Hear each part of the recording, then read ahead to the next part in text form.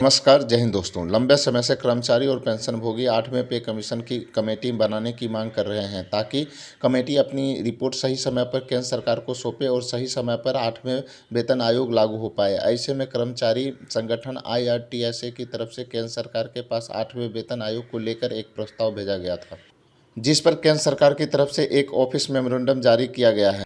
IRTSA ने अपने प्रस्ताव में कहा था कि कर्मचारियों और पेंशनभोगियों के वेतन, पेंशन भत्ते और अन्य सुविधाओं में बढ़ोतरी के लिए वेतन आयोग का गठन हर 10 साल के नियमित अंतराल पर किया जा रहा है।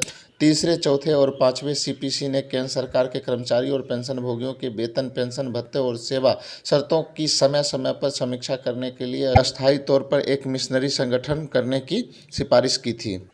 1 जनवरी 2016 से 7वें वेतन आयोग लाया गया था, जिससे कि सरकार, कर्मचारी और पेंशनभोगियों की सैलरी और पेंशन में बढ़ोतरी हुई।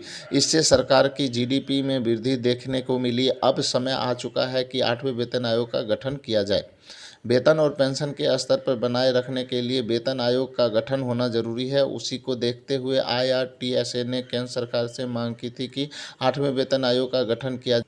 उन्होंने कहा कि 1 जनवरी 2026 से 8वें वेतन आयोग लागू होना चाहिए। ऐसे में इनके लिए कमेटी का गठन कर दिया जाए ताकि कमेटी अपनी सिफारिश केंद्र सरकार को सही समय पर सौंपे और सही समय पर 8वें वेतन आयोग की इम्प्लीमेंट हो पाए।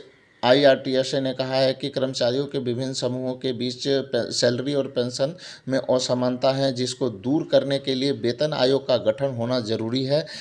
इस पर विचार करते हुए तुरंत 8वें केंद्रीय वेतन आयोग का गठन किया ताकि सही समय पर असमानताएं को दूर करना और भविष्य में भी असमानताएं ना हो, इसके लिए कमेटी को पर्याप्त समय मिल सके। IRTSA द्वारा मांग किए जाने के बाद केंद्र सरकार ने एक ऑफिस मेमोरेंडम जारी किया है, जिसमें कहा है कि हम इसके ऊपर विचार कर रहे हैं और IRTSA की इस मांग को विभाग के पास मंजूरी के लिए भेजा जा रहा है। भारत सरकार के अंडर सेक्रेटरी गोवर्धन कुमार संडयाल ने एक ऑफिस मेमोरेंडम जारी किया है। IRTSA ने इस मांग को डिपार्टमेंट ऑफ एक्सपेंडिचर के पास उचित कार्रवाई करने के लिए भेजा है।